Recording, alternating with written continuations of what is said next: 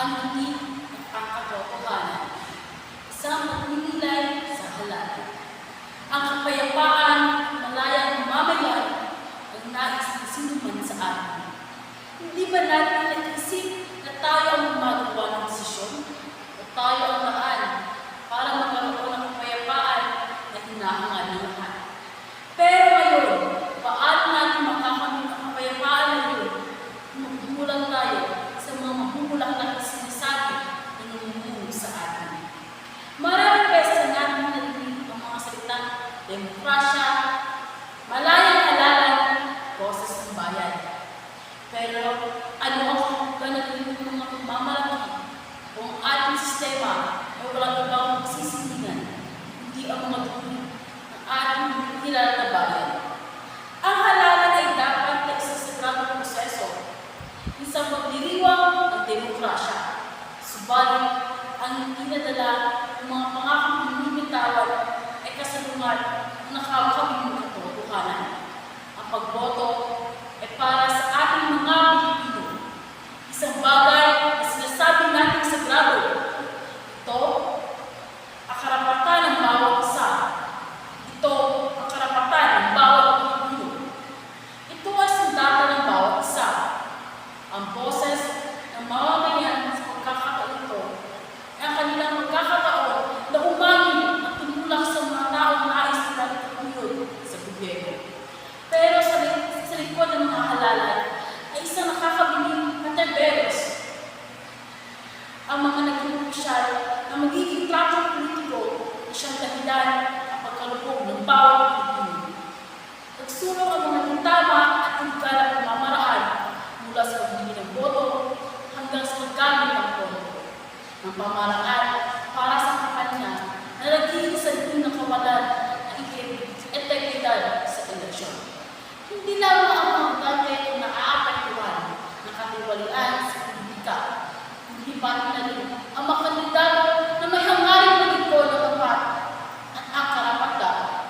Dapat sana'y magdiriwang ang eleksyon bilang isa sa lamin ng demokrasya.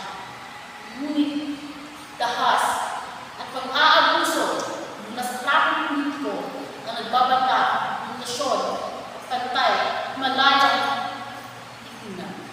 Hindi lamang ito nagpupulot ng pinsala sa isang patas na halalan, ngunit nawawala din ito ang tunay na diwa ng demokrasya. Tiyak na ito ay isang pagsuway sa mga prinsipyong patas na halalan at maaaring magpulot ng malaking pinsala sa demokrasya. Para sa isang bayan ay isang republikang demokratiko na sinasabi natin ay demokrasya, mapapatuloy ang ganitong sitwasyon, hindi ito simpleng usaping pagnanakaw o kasinungalingan. Ito ay sistematiko pag-aabuso sa kapangyarihan na nag-aatin ng pagkasira ng tiwala ng mamamayan sa gobyerno sa proseso ng isang halalan.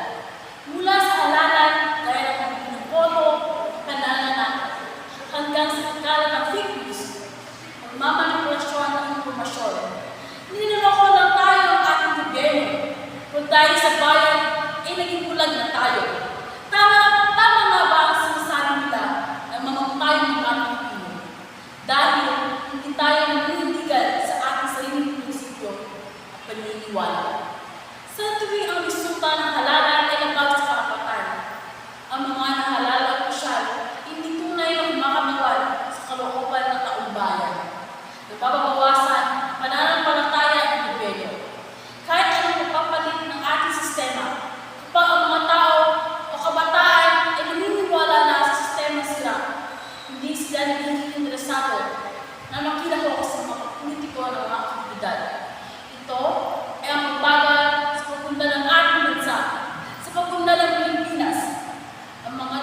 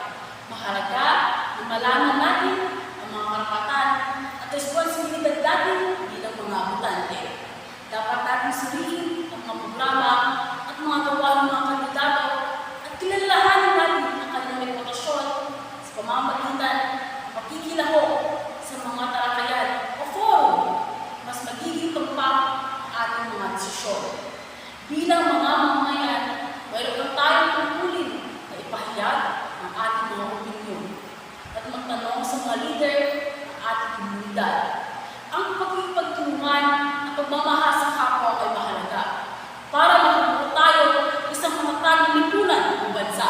Sa wakas, ang ating pagkilos ng magkasama